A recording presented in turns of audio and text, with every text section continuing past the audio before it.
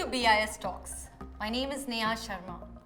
Welcome to this brief talk about anti-bribery management system.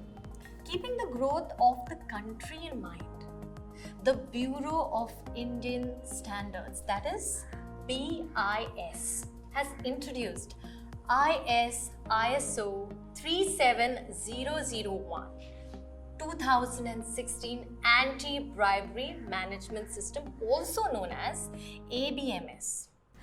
Coming back to implementing ABMS in an organization ensures that bribery and hence corruption is weeded out. You can implement the ABMS yourself as well. But can you measure your own credibility? That's something you got to consider. Is that possible? Maybe, may not be. ISO 37001 2016 is a relatively new international standard adopted by India for anti-bribery management systems. It is an internationally agreed set of measures which organizations should implement to prevent and detect bribery. ABMS is a fantastic preventive vigilance tool, and as from the point of view of vigilance, I would say that it goes a long way in helping us ensure that instances of bribery are reduced, especially in those areas of an organization where the public dealing is higher. ISO 37001 2016 can apply to all industries, organizations, big or small, semi-government or private functioning. This standard gives organizations the opportunity to put in place a culture of integrity, transparency and compliance within its existing system. All the government departments have the responsibility to ensure that integrity is maintained in the functioning of the organizations in every aspect of their work. And there are set procedures, rules, guidelines under various acts and legislations. Under the overall guidance of Central Vigilance Commission, necessary steps are taken by the organizations. But anti-bribery management system is an institutionalized answer to ensuring that systems are in place in the organization to ensure that preventive measures are taken by the organizations so that any instance of bribery or any instance of deviation from the standard government procedures do not occur. This system acts as your eyes and ears in the organization to make sure there's no foul play. It is a system that is formed to maintain the integrity of the system. And we must note that the standard does not address specifically fraud or any other related activities to corruption. Rather, it sets requirements and provides guidance for the creation of a management system. And this management system in turn helps to prevent, detect and respond to bribery in compliance with anti-bribery laws. When we implement the necessary measures designed to prevent, detect and address bribery risks, it promotes trust and confidence for the shareholders, the key stakeholders and even potential investors. An organization can benefit by adopting ABMS in multiple ways. There would be increased likelihood of spotting corruption risk. There would be steady increase in risk evaluation leading to measures towards their mitigation. It would enhance credibility and brand image of an organization. In fact, imbibing ABMS would be an emphatic step towards anti-bribery endeavors of an organization in line with global best practices. It helps organizations that want to avoid or even minimize the cost, the risk and damage of involvement in bribery. It mitigates risk and achieves reputational credibility by implementing anti-bribery management system policies in every section of your organization, and therefore builds a positive and friendly image of the organization to its stakeholders. I would say this is a one-stop solution to a number of issues that can limit and can cause loss to an organization. Now, the loss is not just monetary, but of its valuable repute as well. Above all, any organization deciding to use this will have a huge weapon against corruption in their collection. This standard will give multiple benefits. It actually does not matter if the company is large or small, profitable or non-profit. It provides an in-depth audit and assessment in areas that are subject to bribery risk. It demonstrates conformance to local and global bribery and corruption laws. It ensures certainty while preventing conflicts of interest in commercial transaction. Also, mitigating legal and reputational risks to enhance the brand. It instills positive corporate values to the workforce. Now, can you imagine without an ABMS system, the organization would be free from all buffet for anyone wanting to exploit loopholes and use their position. Doesn't matter big or small. All organizations may have individuals looking for easy money or fulfillment of other vested interests. In our country, in addition to BIS, there are many organizations under various ministries, and there are many private bodies also which are formulating standards for various products and methods or processes. Need was felt, and it was spelled out in the Indian National Strategy for Standardization, that BIS, being the apex body and the oldest body which has been formulating standards, should take the responsibility of harmonizing the process of a standard formulation in the country. So, this idea of one nation, one standard came into being, and basically what we are trying to do under this program is that all the private, all the organizations, whether government or private, which are formulating standards, they can approach BIS to declare their standards as Indian standards, provided they are following the norms and procedures laid down by BIS. To achieve the objectives of an anti-bribery management system, an organization shall first of all determine all the external and internal factors that are relevant to its purpose, like size and structure and locations and sectors where the organization operates. So who takes the lead to implement this? Not everyone can be trusted, right? You need to form a trustworthy core group of individuals that can make sure that the system is implemented well, and then take it from there. Governing body of every organization shall demonstrate leadership and commitment in respect to the anti-bribery management system by approving anti-bribery policies of the organization. But we must remember that no amount of measures or standards can work if the planning is not up to the mark. And while planning, the question is how to achieve anti-bribery objectives. And to achieve anti-bribery objective, the organization shall regulate what will be achieved, what resources will be needed, who will be responsible when objectives will be achieved, and how the results will be evaluated and how will they be reported. The organization shall determine competent persons to perform an anti-bribery management system framework and provide training and appropriate awareness to these personas, including business associates like subcontractors, suppliers, vendors, agents, etc., acting on its behalf or for its benefit. Let's get into the meat of the standard. How does this all operate? What gets into the operations of this entire system? Anti-bribery management system is a management system standard published by ISO, International Organization for Standardization. This standard has been adopted by the Bureau of Indian Standard as ISO 37001.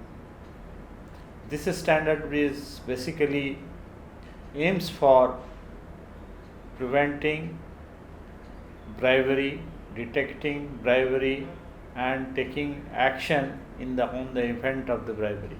The ultimate aim of this standard is to reduce bribery in any organization.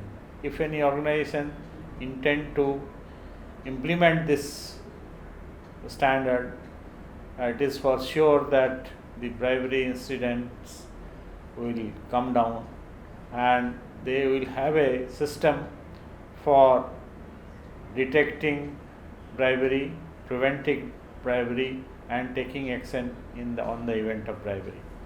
Getting rid of an evil like bribery is not easy unless all steps required to be taken and done diligently. Some of which are: number 1, operational planning and control. The organization shall plan, implement, review and control the processes needed to meet requirements of the anti-bribery management system. 2. Due diligence. The organization shall assess the nature and the extent of the bribery risk in relation to specific transactions, projects, activities, business associates and personnel falling under categories who have been found to have medium to high bribery risk in relation to their work. 3. Financial controls. The organization must implement financial controls that manage bribery risk. Let's move on to 4. Non-financial controls. The organization must also implement non-financial controls that manage bribery risk with respect to such areas as procurement, operational, sales, commercial, human resources, legal and regulatory activities. 5 and 6 are implementation of anti-bribery controls by controlled organization and by business associates and anti-bribery commitments. No big organization works alone, we all know that, especially in today's interconnected world. The organization shall implement procedures which require that all other organization which it works with implements the organization's anti-bribery management system or implement their own anti-bribery controls. Alright, let's move on to the 7th. Gifts, hospitality, donations and similar benefits. We all know bribes are not always financial. Often it can take the form of gifts, hospitality, donation and similar benefits. But people can get really creative when it comes to bribery. So we need to be smarter. The organization shall implement procedures that are designed to prevent the offering, provision or acceptance of gifts, hospitality, donations and similar benefits where the offering, provision or acceptance is or could reasonably be perceived as bribery. 8. Managing inadequacy of anti-bribery controls. In case any inadequacy in existing anti-bribery controls is observed which becomes difficult to mitigate, in such cases the organization shall disassociate itself from the activity at the earliest. Moving to our 9th one, raising concerns. Now for this system to work, employees must feel free to report any wrongdoing within the organization. Procedures must be in place to make sure that the employees feel protected from any kind of harm, physical or mental, that they might encounter after raising concerns. As far as possible, it must be made sure that reporters of wrongdoings remain anonymous. This will give even lower level employees the confidence to speak up against any wrongdoing. The 10th one, investigating and dealing with bribery. How do you go about with the entire thing? After you identify the issues, it is important to have an appropriate team of personnel that investigate the violation of the anti-bribery policy. Swift action must be taken upon revelation of any wrongdoing. The inquiry and the result of the inquiry too must be kept as confidential as possible. Above all, we need to remember, bribery has a very broad scope, a scope which is only limited by a person's imagination. So we need to get creative to fight it, and this is a long process. One of the main goals of the organization with respect to anti-bribery management should be: In India, a few major organizations like Central Warehousing Corporation have already adopted this ABMS, and they are doing very well with it. We have got the feedback. Also, many bigger PSUs are in the process of adopting ABMS, and they are in constant touch with BIS regarding that. bribery risk assessment. Assessing risk is the key to creating and implementing an effective compliance program. A risk assessment helps your company identify risk, determine priorities, and develop policies and procedures to address the risk. The more a company understands its bribery risk, the more effective the policies and procedures to prevent bribery will be. To understand this better, the organization should also understand the components of an effective risk assessment. An effective risk assessment needs to have well-trained and empowered people that guarantee a complete overview of the risk that the organization faces. It should take into account all the activities that may have a risk for bribery. It identifies the risk and then describes them in detail. A good risk assessment system will evaluate bribery risk by likelihood and impact and will prioritize them. Risk is equal to severity into probability, which means how bad is it and how often or how likely it is to occur. The severity and probability can be given rating points, say from 1 to 5 for prioritization. The higher the severity or probability is on the scale, the higher the risk. A good anti-bribery management system addresses the high-risk activities and closely monitors it to ensure compliance towards rules. The core element of this anti-bribery management system is bribery risk assessment. It is rather the soul of this standard. First of all, the bribery risk is assessed in almost all its activities of an organization, and then it is evaluated and take necessary actions to mitigate those bribery risks. This standards also prescribes the good practices followed world over for preventing and detecting the bribery. We need to keep an eye on the process at all stages. The organization shall monitor, measure, analyze, and evaluate anti-bribery policies. All your eyes must be on the different processes 24/7. This is a continuous process, and any such processes will have scope for mistakes. After all, we are human, right? So we have to look for constant improvement in the process. This is where the time-tested PDCA, plan, do, check, act cycle comes into play. Let me explain what PDCA is. PDCA is a very interesting process. This process will help make the system airtight. The organization needs to put sufficient resources into the design and implementation of the program so that it works effectively. The actual cost will depend on many factors such as the size of the organization, the complexity of the structure, the operation, the number of interactions it has with other organizations, etc. Well, ABMS is an excellent preventive vigilance tool which, if imbibed by an organization, will go a long way in reducing the instances of bribery in an organization. Worldwide, more than 2,000 organizations have adopted it. In India also, many government organizations, many big government organizations have adopted it, and many big PSUs, both big and small, are in line towards adopting it. There are other standards under the anti-corruption umbrella. So let's start with IS 16010-2010, Good Governance Guidance.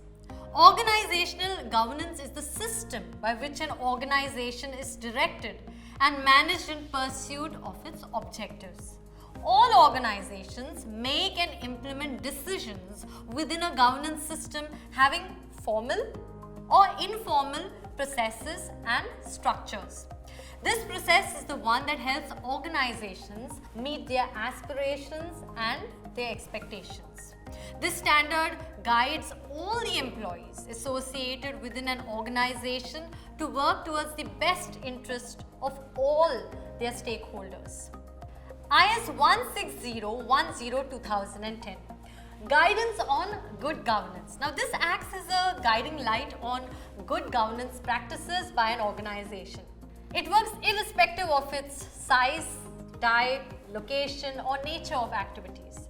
Now this standard does not have hard and fast rules to be followed, but it just acts flexible to allow for proper functioning within the organization. This standard specifies as principles that any management should adopt for a value-based approach. Basic principles like integrity, accountability, transparency, ethical conduct, value and legal compliance. Let me explain a little bit about this. Number one, integrity. Integrity within this context is made up of all the actions, the values, the methods, the measures, the principles that are applied to the organization. The organization should make sure that its core values are followed by all the entities through awareness, practice, review and reporting. Everyone within the organization must be empowered with these qualities to ensure the best application of the standard. 2. Accountability. Accountability is when a person is answerable for the decisions and actions that he or she takes. Every entity within an organization should be able to explain or demonstrate its actions to all the different stakeholders connected to an organization. It is of great importance that the roles of everyone be clearly defined so as to leave no room for any confusion which may lead to later issues. 3. Transparency. Transparency means the clarity with which the information is disclosed or accessed. All the stakeholders must have easy access to all the relevant information within the organization. Now this openness will be in fact giving rise to more accountability and responsibility for all entities as no one is kept in the dark regarding any important information. 4. Ethical conduct and value. Ethical values must be imposed for all members of an organization. The organization should promote and follow a governance structure to help follow these ethics. The ethical or moral code must be tried, made as clear-cut as possible so as to not allow anyone to poke through the loopholes. 5. Legal compliance. It is the responsibility to the organization to determine the laws, the statutes, the regulations issued by various authorities as applicable and relevant to their activities, functions and liabilities. Now, let me take you to the next standard under the anti-corruption umbrella, and that is ISO 19600-2014. The Compliance Management System Guidelines IS 19600-2014 compliance basically means conforming to a rule such as a specification, policy standard or law. Now there are two areas to be considered here, internal and external compliance. While internal compliance assures adherence to rules and practices as defined by the external policies of the organization, external compliance assures that the rules and practices set by the other entities like say governments, industries, organizations will also be followed. A compliance management system is at the most the basic level, the process by which managers plan, they organize, they control activities and comply with these set standards and the laws. Running any organization comes with many inherent risks. A compliant management system can help deal with the risk associated with changing products and service offerings. It also helps handle risk associated with new legislation enacted to address developments in the marketplace. Now let's move on to the next standard under the anti-corruption umbrella, which is IS 15900-2010, Guidance on Fraud and Corruption Control. Now, if we understand that a nation can be corruption-free only if each of its states, districts, panchayats, citizens is corruption-free, and we will achieve the status of being corruption-free faster. Easier said than done, right? Especially in a country of 1.38 billion people. It's a huge task which can be made simple by taking small steps. Identification and prevention of bribery and corruption, even at the smallest level, is of utmost importance. But what exactly is fraud? Now, this is what IS 15900-2010 defines it as. It defines fraud as dishonest or deceptive activity which may lead to casual or potential loss to any organization or individual. While IS 15900-2010 defines the term corruption as dishonest activity in which a management employee or any person acting on behalf of the organization acts contrary to the interests of that organization. This may include accepting or giving any undue gratification to any person or entity, an organization for doing or forbearing to do an act which may or may not be in accordance with the ethics or the rules set by the organization. But why do people indulge in fraud? It could be the opportunity for a better life, or it could be the pressure, financial or maybe even emotional. There will always be temptations, and some of us will always keep succumbing to it.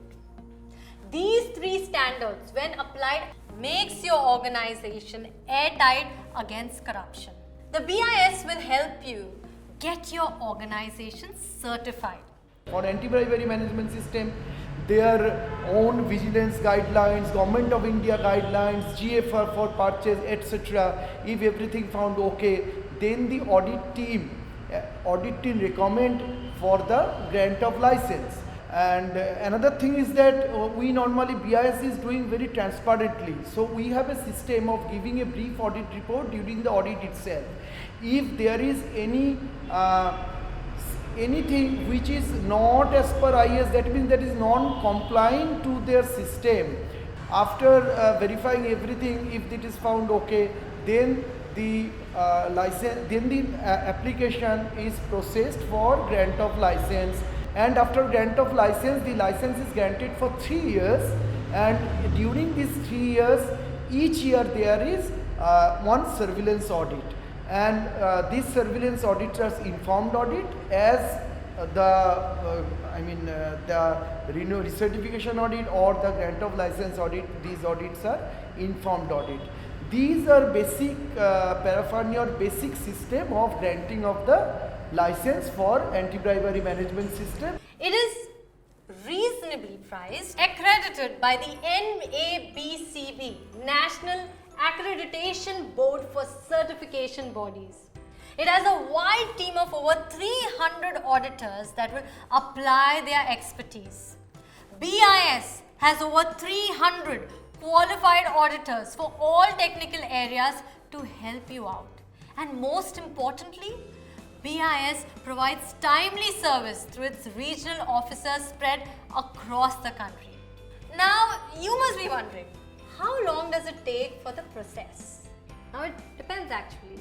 The time needed to implement the standard can vary greatly from one organization to the other, depending on factors like size, structure, geographical spread, complexity, resources, subject, matter, expertise, etc. The latest from the world is that the United Nations has come up with the Sustainable Development Goals, SDGs, or Global goals, a collection of 17 interlinked goals designed to be a blueprint to achieve a better and more sustainable future for all. SDG 16 includes commitment to fight corruption, increase transparency, tackle illicit financial flows and improve access to information. The UN is dreaming of a prosperous world by 2030. Let us Indians get there earlier. So let's work together to implement policies that will give a fight to this evil. Let's have a mission and a vision to make India prosper in every possible way, not only for us, but for our future generations as well. And BIS is here to take the lead and help organizations become corruption-free through the implementation of anti-bribery management system. Thank you and Jai Hind.